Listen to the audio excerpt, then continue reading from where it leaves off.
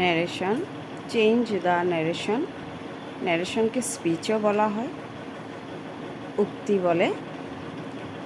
Direct ন্যারেশনকে প্রত্যক্ষ উক্তি বলে, ইনডাইরেক্ট ন্যারেশনকে পরোক্ষ উক্তি বলে।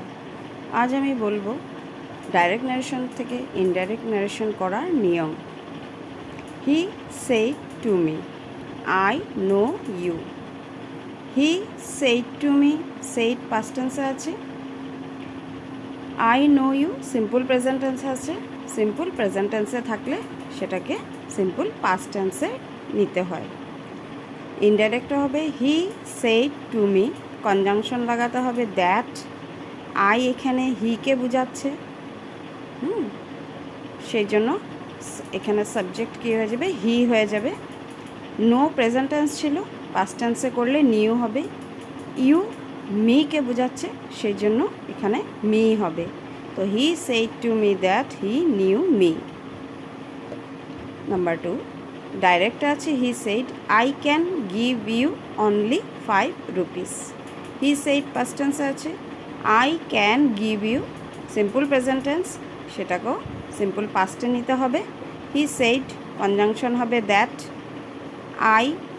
আই হিকে বুঝিয়েছে, সেই জন্য হি হবে। ক্যানের past tense could, he could give. You নিজেকে বুঝিয়েছে, সেই জন্য মি হবে। He could give me only 5 rupees। Direct আছে they said we played football yesterday. They said that হবে কনজাংশন। উই কাকে বুঝিয়েছে, দে ওদেরকে বুঝিয়েছে, সেই জন্য that. They played simple past আছে, সিম্পল পাস্ট থাকলে পাস্ট পারফেক্ট হয়ে যায়। They had played football yesterday আছে, ইয়েস্টারডে থাকলে দ্য ডে বিফোর হবে। He said I bought the book yesterday. He said conjunction that. I হিকে বুঝিয়েছে, হি। বট সিম্পল পাস্ট আছে, তো পাস্ট পারফেক্টে নিতে হবে। He had bought the book yesterday আছে, সেই জন্য the day before. Direct Arun said I do not know the boy. Arun said that, I অরুণকে বুঝিয়েছে, সেই জন্য হি হবে। Do not simple present tense, সেই জন্য সেটাকে সিম্পল পাস্টে করতে হবে। ডুর past tense did, he did not know the boy. He said I can not pay you. He said that conjunction হবে।